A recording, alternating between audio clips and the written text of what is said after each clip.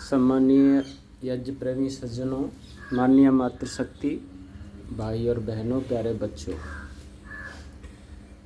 जैसा कि हमारा प्रकरण चल रहा है कि सत्यनारायण भगवान का नाम, स्वरूप, कार्य, महिमा पाने का तरीका, फल आदि क्या है, तो वो गायत्री महामंत्र में बताया गया है।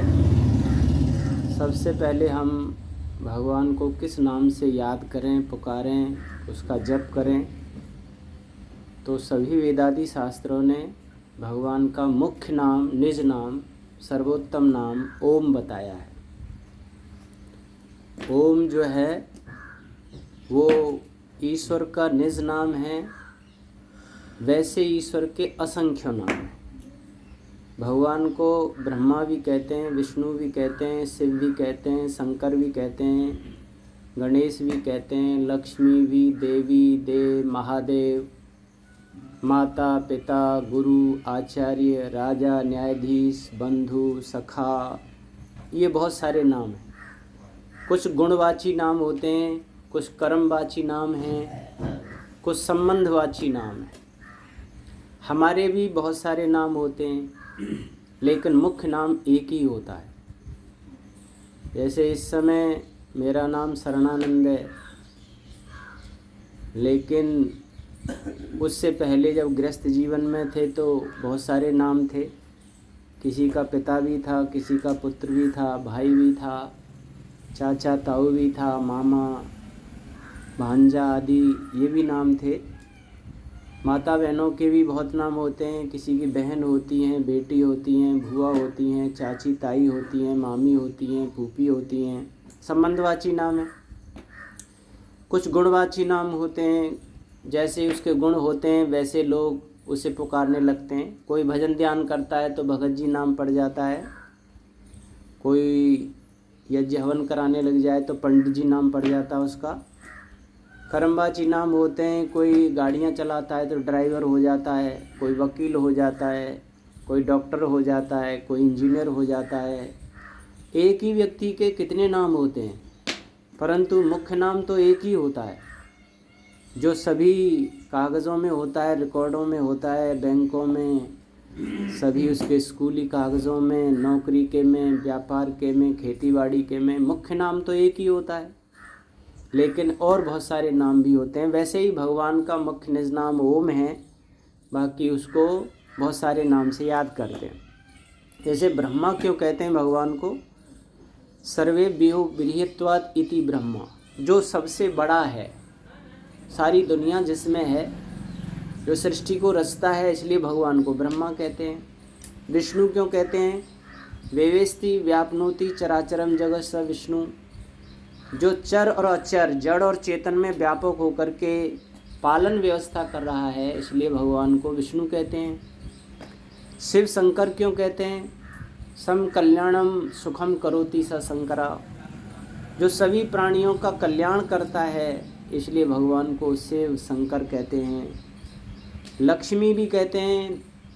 भगवान के स्त्रीलिंग में भी नाम है, पुल्लिंग में भी हैं, नपुंसक लिंग में भी हैं। अर्थात वो सबका लक्ष्य है, सबको पाने का लक्ष्य है। देवी भी है क्योंकि सबको देने वाला है। अर्थात भगवान के ऐसे बहुत नाम हैं। माता भी कहते हैं क्योंकि सबका जन्मदाता है। जननी जैसे माता होती है निर्माण करने वाली, वैसे सबके शरीरों का, जीवनों का निर्माण करता है। पिता भी है, पालन पोषण रक्षण करता है। सखा मित्र भी है। भगवान गुरु भी है क्योंकि सबको ज्ञान देता है। भगवान राजा भी है क्योंकि सबको शासन व्यवस्था करता है। न्यायाधीश भी है क्योंकि वो सबका न्याय करता है। परंतु ईश्वर एक ही है, उसका मुख्य निज नाम ओम है। बाकी और नाम उसके गौणिक हैं, कार्मिक हैं, संबंधवाची हैं, उनसे भी हम पुकार सकते हैं। परंतु भजन ध्यान के समय, उपासना के समय भगवान को ओम नाम से ही सभी वेदादि शास्त्रों ने माना है। अन्य मतमतांतर वाले भी जैसे कोई नाम दान लेके आते हैं तो वो भी ओंकार अरंकार सोहम सतनाम, तो इसमें ओंकार ओम दिया है वो भी देते हैं। या कुछ पुराण वाले भी कहते हैं ओम नमः शिवाय, तो ओम आता है। ओम नमो भगवते वासुदेवाय, उसमें भी ओम ना आता है। यहाँ तक है कि सिखों में भी गुरु ग्रंथ साहिब में भी ओम नाम आता है। ओंकार वेद निर्माय, एक ओम सतनाम, ऐसा गुरु ग्रंथ साहिब में आता है। ओंकार जिसने वेदों का निर्माण किया, एक ओम सतनाम, जो सत्य नाम है वो एक ओम ही है, ऐसा गुरु नानक जी ने भी माना है। अन्य सभी मत मजहबों में कहीं ना कहीं आपको ओम का स्तुति करते हुए मिलेंगे। ओम जो है वो एक ऐसी ध्वनि है जो कि शांति देने वाली है। ओम का उच्चारण करते ही शांति प्राप्त होती है। वैसे भी हमारे स्वभाव में भी इस ध्वनि को निकलते देखा है और शांति मिलते देखा है। जैसे कोई बच्चा रो रहा होता है और माताएं जब उसको पुचकारती हैं, दुलारती हैं, लोरी देती हैं, थपकी भी देती हैं, तो वो ओम बोलती हैं और हाथ की थपकी देती हैं और वो ध्वनि में कहती जाती हैं ओम सो जा बेटा ओम। ये ओम क्या है? ये ओम की ध्वनि निकल रही है। तो ये ओम की ध्वनि उसके शरीर से स्पर्श करती है और हाथ की थपकी माँ की पड़ती है, तो बच्चे को नींद आ जाती है, बच्चा चुप हो जाता है, शांत हो जाता है। ऐसा नहीं हिंदुआनी माता ही करती हों, मुसलमान ईसाई की भी वो भी इसी प्रकार की ध्वनि अंदर से निकालेंगी और ऐसे ही थपकी देंगी, तो बच्चे को शांति मिलती है और वो सो जाता है या रोने से चुप हो जाता है। इसका जो वाइब्रेशन है, ओम की जो ध्वनि है, वो जितना टकराती है हमारे मस्तिष्क शरीर आदि से, उतना उतना शांति की स्थापना होती है। आज के वैज्ञानिकों ने भी एक खोज की है, नासा के वैज्ञानिकों ने खोज की है कि सूर्य की किरणें जब पृथ्वी की ओर चलती हैं प्रातःकाल, तो उन किरणों में भी उन्होंने इस आवाज़ को सुना है, ओम की आवाज़ को सुना है। और वो आश्चर्य कर रहे हैं कि आज हमने यंत्रों के माध्यम से इस ध्वनि को सुना है, सृष्टि में गूंज रही है, लेकिन ये आर्यवर्त इस भारत के जो ऋषि मुनि लोग थे, इन्होंने कैसे जान लिया कि सृष्टि के प्रारंभ की ध्वनि ओंकार की ध्वनि है, ओम की ध्वनि है। अर्थात ये आज आप देखेंगे तो पशु पक्षी और उनके उपनिषदों में आता है, उनकी आवाज़ों में भी ओंकार की ध्वनि अनुभव की जाती है। इसलिए हमें भगवान सत्यनारायण का ध्यान उपासना करने के लिए सर्वोत्तम ओम नाम का स्मरण सुबह शाम बैठ के तो करना ही चाहिए। बाकी काम शुरू करें, अंत करें तो भी ओम का उच्चारण करके शुरू करना चाहिए, समाप्त करना चाहिए, और मन में काम करते हुए भी आप उच्चारण कर सकते हैं। इसके 4 प्रकार का जप इसका बताया गया उपनिषदों में, और चारों का अलग अलग फल है। क्योंकि हमारी एक नीयत है कि हम कोई काम करते हैं तो भाई इसका फल क्या मिलेगा, ऐसा सोच करके करते हैं। मैं ये काम करूँगा तो इसका मुझे लाभ फल क्या मिलेगा, तभी तो मैं करूँगा, और कोई फल ही नहीं मिलेगा तो फिर मैं क्यों करूँगा। तो उपनिषद में शिष्य ने आचार्य से कहा, गुरुदेव हम ओम का जाप करें, वो किन किन रूपों में होता है और फिर उनका फल क्या होता है ये बताइए। तो कभी 4 प्रकार से ओम का जप किया जाता है। एक है वाचिक जप, दूसरा है उपांशु जप, तीसरा है मानसिक जप, और चौथा है अजपा। 4 प्रकार का जप है और चारों का अलग अलग फल है, लाभ अलग अलग दिया हुआ है। वाचिक जप क्या होता है? जैसे बोलकर ध्वनि के साथ आवाज़ निकालते हुए हम ओम का जाप करते हैं। प्रथम जो साधक होता है, जो कहता है भाई मेरा मन नहीं लगता है, या मन भटकता है, या भगवान में लगता नहीं है, तो उसे शुरू में उच्चारण के साथ वाचिक जप करना चाहिए। उसकी विधि ये है, ऐसे बैठ के एक आसन में कहीं भी आप बैठें, एकांत शांत स्थान पे, और वाणी से आप बोलें ओम, ऐसे बार बार बोलें। ओम का उच्चारण ध्वनि के साथ बोलें। आपका जब हम वाणी से बोलते हैं तब मन इधर उधर नहीं जा सकता किसी कीमत पर, वो वाणी में लग जाता है। ये आप कभी भी अनुभव कर सकते हैं। लेकिन ओम के साथ में दो चीज़ें और दोहरानी चाहिए। एक तो ओम का अर्थ दोहराना चाहिए और एक समर्पण करना चाहिए। ये तो भगवान का नाम हो गया। अब इस नाम में भगवान का नामी का अर्थ छुपा हुआ है, वो कैसा है, फिर आप उसमें समर्पण अपना करेंगे। ये तीन चीज़ों से पूर्ण उच्चारण, पूर्ण जप होता है। जैसे आपने कहा ओम, ये तो भगवान को नाम से पुकार लिया। अब इसका अर्थ है सर्वरक्षक, तो आप इसके बाद कहेंगे हे ईश्वर आप सर्वरक्षक हैं। अब आपने भगवान को सर्वरक्षक रूप में समझा है, लेकिन उसे अपने इस दृष्टि में यानी बुद्धि से सृष्टि में सर्वरक्षक के रूप में आपको देखना है कि भगवान सर्वरक्षक कैसे है, अपने अंदर देखना है।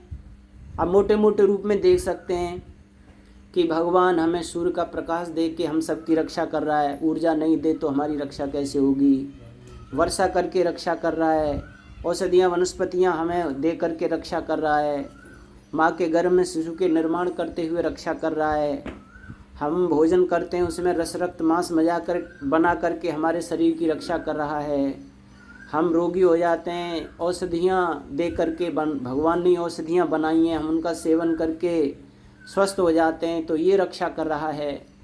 हम अविद्या में ग्रसित होकर उल्टा सुल्टा काम करते हैं तो वेद का ज्ञान दे करके हमें सारे रास्ते दिखा दिए हैं, ऐसे करके हमारी रक्षा कर रहा है। और हमारे कर्मों का ठीक ठीक फल दे करके हमारी रक्षा कर रहा है। आप अपने जीवन में भगवान की रक्षित व्यवस्थाओं को बुद्धि से देखिए, बुद्धि से समझिए। जैसे बच्चा होता है वो अपनी माँ की गोद में बैठ करके अनुभव करता है कि माँ मेरी पूरी रक्षा करती है। पिता की गोद में कंधे पर बैठ करके पूर्ण सुरक्षित समझता है अपने को। काली अंधियारी साए साए करती हुई रात्रि में कोई पिता के कंधे पर बैठा हुआ बच्चा जा रहा हो, पिता तो भयभीत हो सकता है लेकिन बच्चे को भय नहीं हो सकता। पिता चोर डाकू बदमाश से भयभीत हो सकता है, सर बिच्छू से, शेर सियार यानी हिंसक जीवों से हो सकता है, पर बच्चे को कोई भय नहीं हो सकता, क्योंकि वो तो ऐसे समझता है कि मैं सर्वरक्षक के कंधे पर बैठा हूँ, उसकी गोद में बैठा हूँ, ऐसा वो अनुभव करता है। तो हमें ऐसी अनुभूति होनी चाहिए। भगवान की गोद में हम बैठे हैं, भगवान सर्वत्र व्यापक है, सब जगह है, सर्वशक्तिमान है, सर्वज्ञ है, सर्वंतर्यामी है। ये बुद्धि से हमको समझना होगा और फिर हम निर्भय होकर के भगवान को सर्वरक्षक समझेंगे। एक स्वामी जी ने उदाहरण दिया एक बच्चे का कि एक बार हम एक यात्रा पर चले हुए थे, 2-4 हम साधु लोग थे। जैसे कोई वैष्णो देवी और ऊंचे पहाड़ों पर चढ़ते हैं तो शाम को एक धर्मशाला में हम ठहरे रात्रि को। सुबह मैं स्नान आदि करके टहल रहा था तो एक माता अपने बच्चे को नहला रही थी और वो बच्चा रो रहा था और उस माँ ने उससे कुछ कहा, बच्चा शांत हो गया। अब हम सब तैयार होके चलने लगे तो माँ भी अपने बच्चे को लेके हमारे साथ यात्रा पर चलने लगी। तो मैं देख रहा हूँ कि वो बच्चा माँ की गोद में मेरे को मुक्का दिखा रहा है, ऐसे घूंसा दिखा रहा है बार बार।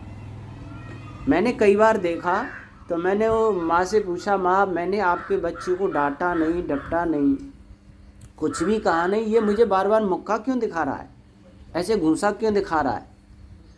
तो बोला, स्वामी जी जब मैं इसे नहला रही थी तो ये रो रहा था। तो मैंने कहा, देख नहा ले, नहीं तो ये बाबा ले जाएगा थैले में डाल के, ये बाबा ले जाएगा तुझे झोली में डाल के, या तो नहा ले, नहीं तो चुप हो जा, बाबा को दे दूंगी। अब ये उस समय तुम्हारे डर से जो है ना ये नहा लिया, अब कह रहा है मैं नहा लिया, माँ की बात मान ली, अब देख लूँगा तू कैसे ले जाएगा।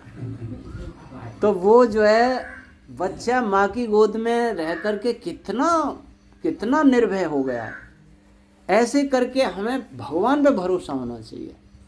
एक छोटी सी इस शरीर में रहने वाली एक जीवात्मा माँ पर हमें इतना भरोसा है, और जो सारी सृष्टि में व्यापक माँ है, सारी जगत की व्यवस्था कर रही है, उस पर हमें भरोसा नहीं होता।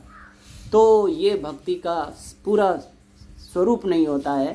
तो ओम का उच्चारण करें, फिर उसके साथ भगवान को सर्वरक्षक अर्थ बोलें, और फिर हम समझें कि हम भगवान की गोद में बैठकर सर्वरक्षित हैं, पूर्ण रक्षित हैं, हमें कोई परेशानी नहीं हो सकती। इसको वाचिक जप कहते हैं। ये बार बार आप करेंगे तो इसका लाभ क्या होगा? उपनिषदकार कहते हैं पृथ्वी लोक पर विजय प्राप्त हो जाएगी, पार्थिव लोक पर विजय प्राप्त हो जाएगी। पार्थिव लोक पर विजय प्राप्त का मतलब है धन धान्य की कोई कमी नहीं रहेगी उसके जीवन में। उसके जीवन में जो जीवन जीने के साधनों की आवश्यकता होती है, भोजन की, वस्त्रों की, गाड़ी की, बंगले की, ये की, वो की, जो भी है, वो किसी प्रकार की कमी उसके जीवन में नहीं रहेगी जो वाचिक जप करेगा।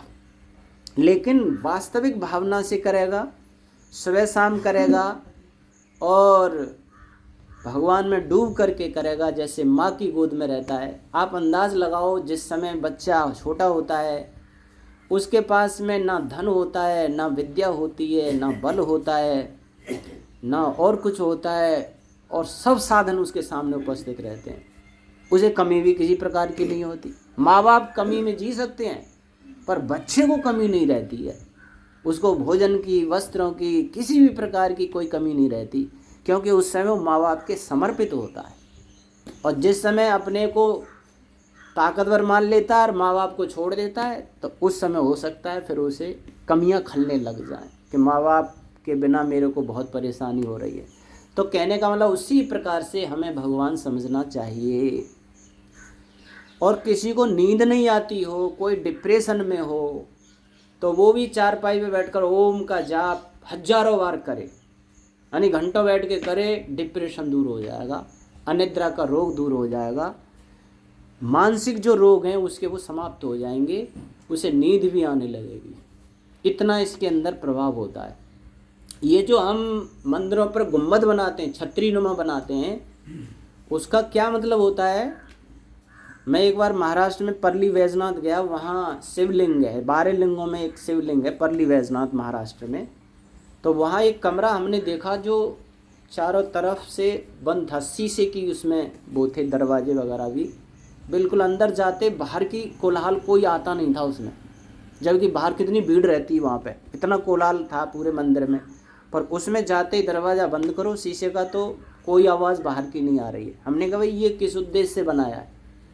तो वहाँ का पुजारी बता रहा था कि यहाँ पे कोई आदमी थोड़ा दिल दिमाग का अस्वस्थ रहता है तो हम उससे यहाँ पर ये बुलवाते ओम नमः शिवाय, ओम नमः शिवाय, यानी ये ध्वनि बुलवाते हैं। तो उसकी ध्वनि ऐसे गुम्बद से टकराती है और उसके शरीर से स्पर्श करती है और वाणी से वो बोलता है, कुछ समय के बाद वो स्वस्थ हो जाता है। इसमें इसलिए ये एक साधना कक्ष भी है। और समझो जो डिप्रेशन के या अनिद्रा के रोगी हैं, मानसिक रोगी हैं, वो भी यहाँ बैठ करके इस मंत्र का जाप करके स्वस्थ होके जाते हैं। तो ये प्रभाव इसका पड़ता है, ओम का पड़ता है। इसलिए भगवान ने ऐसा नाम अपना दिया है जिसको उच्चारण करते ही सुख धन धान्य की वृद्धि और सब कुछ लाभ प्राप्त होते हैं। दूसरा इसमें होता है वाचिक जप। वाचिक होता है वाणी से नहीं बोलेंगे, होठ हिलेंगे केवल। वाणी से तो आप सब सुन लेंगे मैं बोलूँगा तो, लेकिन मैं ऐसे बोलूँगा कि मैं ही उसको समझ सकता हूँ, बोल सकता हूँ, सुन सकता हूँ, आप नहीं सुन सकते। इतना धीमे होठ हिलते हुए होता है। इसको उपांशु कहते हैं। इसमें भी अर्थ बोलना चाहिए, समर्पण करना चाहिए। इसको करने से क्या होगा? धन के साथ में सुख आने लगता है। धन तो बिना भगवान का भजन करने वालों के पास भी होता है। ऐसा नहीं है कि जो ओम का जाप करते हो उनको ही धन धान मिलता हो, औरों के पास भी मिल जाता है। गलत कामों से बहुत सारा धन इकट्ठा कर लेते, पर उनके जीवन में सुख नहीं होता है। सुख एक अलग चीज़ होती है, धन आना एक अलग चीज़ होती है। वो हमेशा अंदर से परेशान रहते हैं, दुखी रहते हैं, हर समय उनको बेचैनी बनी रहती है। धन बढ़ जाता है लेकिन अशांति, बेचैनी बंद नहीं होती है। बहुत से लोग ऐसे कहते सुने जाते हैं कि भाई भगवान की कृपा से बहुत सब धन धान्य है, पर सब सुख नहीं है जीवन में, सुख नहीं है किसी प्रकार से, तड़पते रहते हैं। तो उपांशु जप करने वाले के साथ धन तो आएगा ही, साथ साथ सुख भी आएगा। उससे और सूक्ष्म होता है मानसिक जप। मानसिक माने मन में हम भगवान का जप करते हैं, होठ भी नहीं हिलेंगे, केवल मन में। आप बैठ के अपने मन में बहुत सारा ध्यान करते हैं, ऐसे ही ओम का जाप करते हैं। वाचिक से उपांशु सूक्ष्म है और ज़्यादा फल देने वाला है, उपांशु से मानसिक जप सूक्ष्म है, ज़्यादा मोटा फल देने वाला है। मानसिक जप पे पहुंचने पर शांति आने लगती है। सुख एक अलग चीज़ है और शांति एक अलग चीज़ है। कई बार सुख भंग हो जाता है, परंतु शांति जिसके अंदर आ जाएगी, वो कितना भी उलट पुलट दुनिया में हो जाए, उसके अंदर की शांति भंग नहीं होती है। एकदम गंभीर शांत रहता है, सुकून में रहता है। वो लाभ उसको प्राप्त होता है जे मानसिक जप करने वालों के लिए। और उससे भी एक गहन होता है अजपा। अजपा तो समाधि की स्थिति को कहते हैं, यानी जहाँ पर जाप भी छूट जाता है। वहाँ ओम का जाप नहीं करते हम, शब्द नहीं बोलते हैं, वहाँ तो भगवान ही उपस्थित हो जाता है, उसको अजपा कहते हैं। जैसे गाय एक शब्द है और गाय एक पशु है। अब मैं बोल रहा हूँ गाय और पशु को देख रहा हूँ, जब मैं पशु अपने में देख लूँगा तो गाय क्यों बोलूँगा? मुझे तो गाय ही दिखाई दे रही है। गाय तो जब तक बोलूँगा जब तक गाय नहीं दिख रही होगी। अब मैं किसी का नाम बोलूँगा तो तब तक बोलूँगा जब तक वो मेरे उपस्थित नहीं है, और जब उपस्थित हो जाएगा तो नाम बोलूँगा क्या? फिर नाम थोड़े ही बोलूँगा उसका, फिर तो उसे ही देखता रहूँगा, क्योंकि वो सामने ही जो आ गया। ओम का जाप तब तक करते हैं जब तक हमें ओम दिखाई नहीं देता, साक्षात्कार नहीं होता है। तो इन 3 प्रक्रियाओं से गुजरेगा, मानसिक पर जाके उसकी एकांतता आगे चल कर के होगी।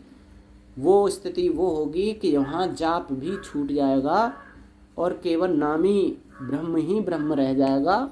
आप फिर ब्रह्म ही अनुभूत करेंगे, फिर नाम बोलने की वहाँ ज़रूरत नहीं पड़ेगी। साक्षात वस्तु पदार्थ सामने होगा, उसको अजपा कहते हैं।